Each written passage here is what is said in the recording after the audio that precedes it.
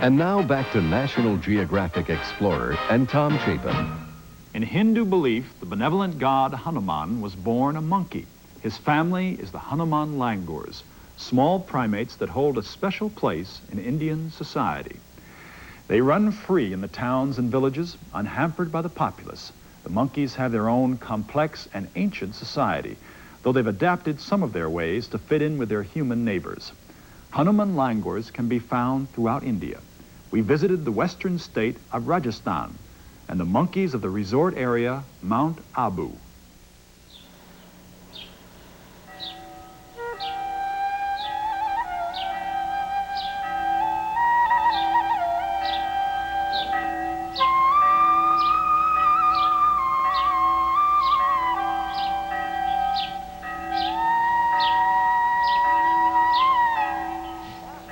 Above the streets of many Indian cities lives an ancient and revered race. The langur monkeys have a society almost as intricate as that of their human neighbors.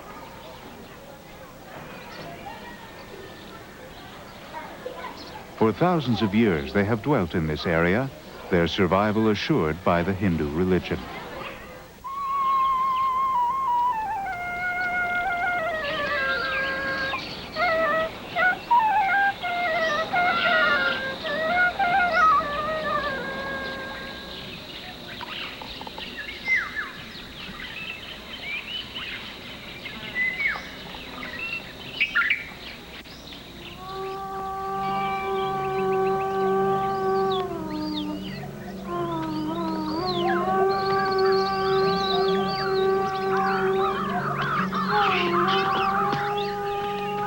Hindus believe the langurs are the descendants of Hanuman, the monkey born a god.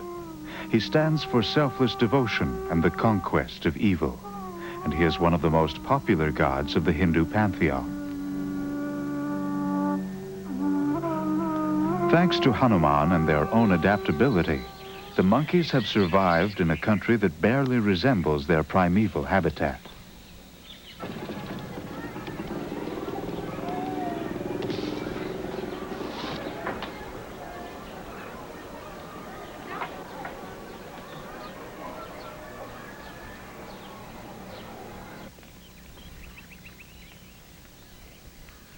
One of the few places that they can be observed in the wild is Ranthambore. Once the hunting grounds of the Maharaja of Jaipur, it is now a wildlife sanctuary.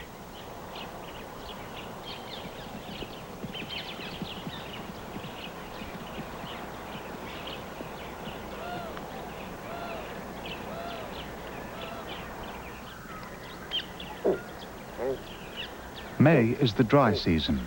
The midday temperature is a blistering 105 degrees. Water levels are low, and monsoon rains won't arrive for another 2 months.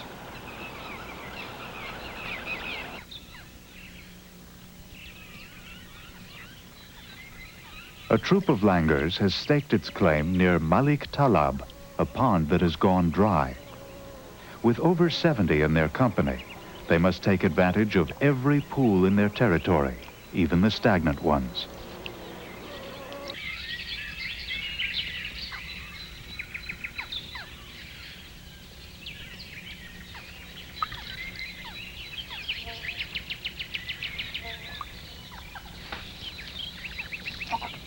In a drought, the resilient monkeys absorb water while digesting their food. Leaves are the staple of these vegetarians, although fruit is a welcome change when available.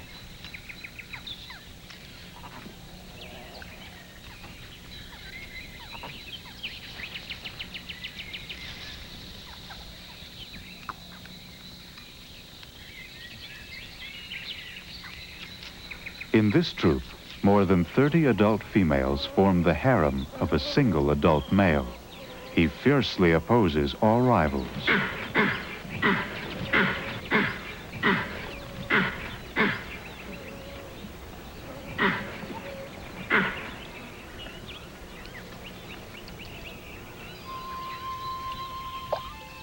Refuge is scarce in these open, arid spaces, and troops tend to have many offspring. There is safety in numbers.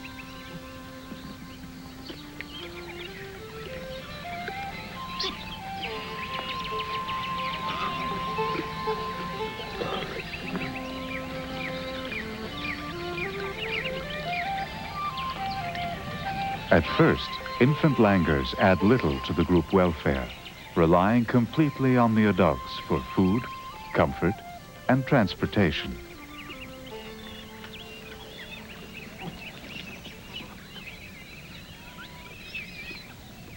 Youngsters develop strong bonds to their mothers, but they are shared by the entire troop. Within hours of birth, an infant may be pulled from its parent and passed around by the other females.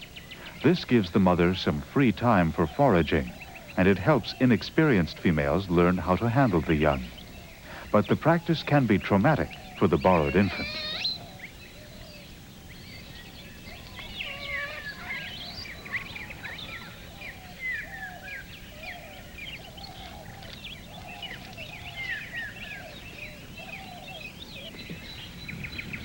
The youngsters will start to eat solid foods in about 2 months, just as the monsoon rains spur new plant growth.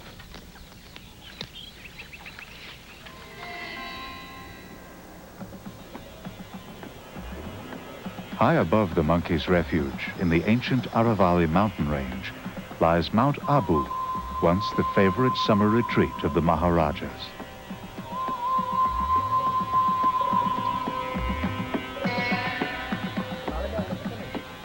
Today, tourists still visit these cool altitudes to escape the lowland's brutal temperatures. At the Chipabari bus stop, a troop of langurs has come to expect handouts from travelers. The friendly relationship between men and monkeys is as ancient as the worship of Hanuman, dating back as early as the 5th century BC.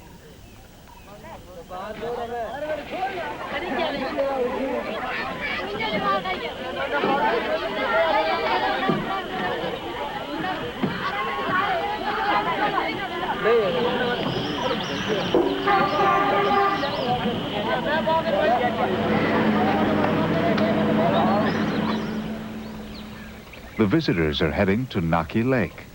According to legend, it was formed when one of the gods pushed a thumb into the mountains. Its scenic beauty and old temples draw honeymooners and pilgrims to the lakeside town of Mount Abu.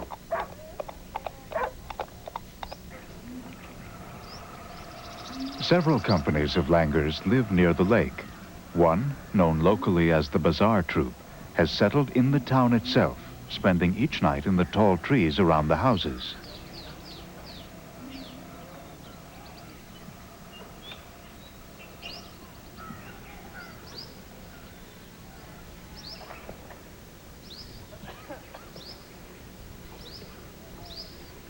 There are plenty of leaves to eat, but the best pickings can be found at the town's bazaar.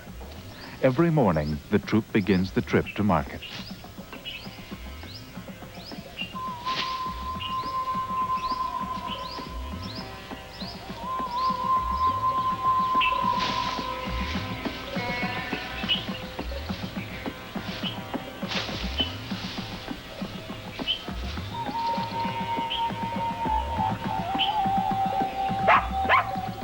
Urban life is full of danger, electric lines, busy traffic.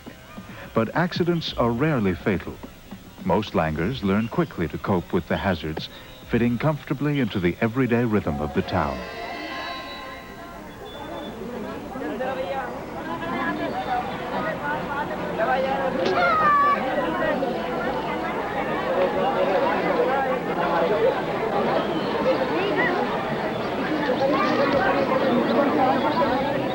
Scavengers aren't always tolerated.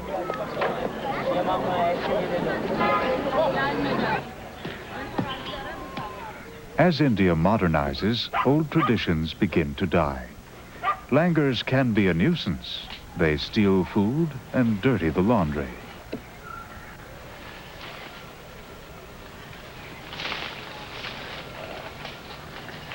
Their acrobatics can damage roofs.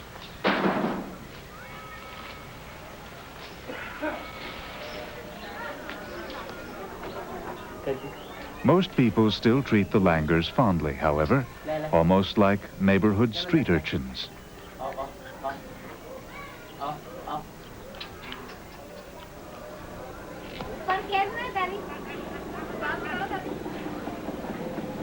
The general rule seems to be, the monkeys are welcome to stay outside.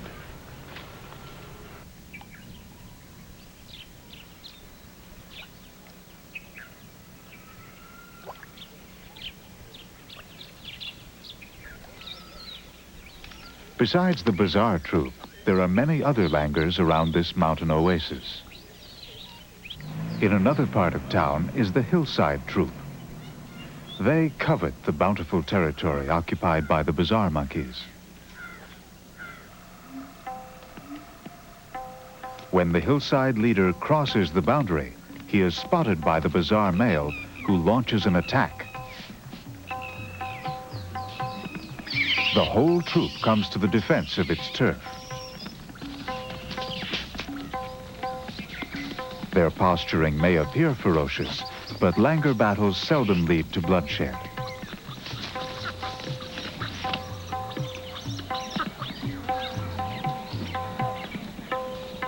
Eventually, the bazaar monkeys push the hillside troop back into their own territory.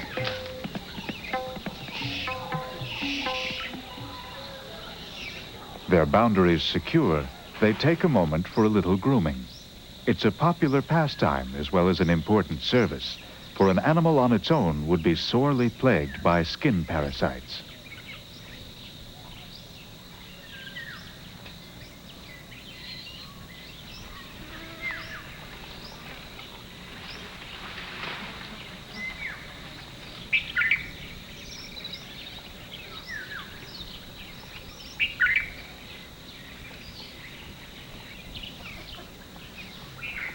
During another skirmish, the bazaar troop has suffered an unusual accident. The two males were so engrossed in the fight that the bazaar leader was hit by a car and killed. Left alone, the bazaar females turn to the closest mature male, the leader of the hillside troop.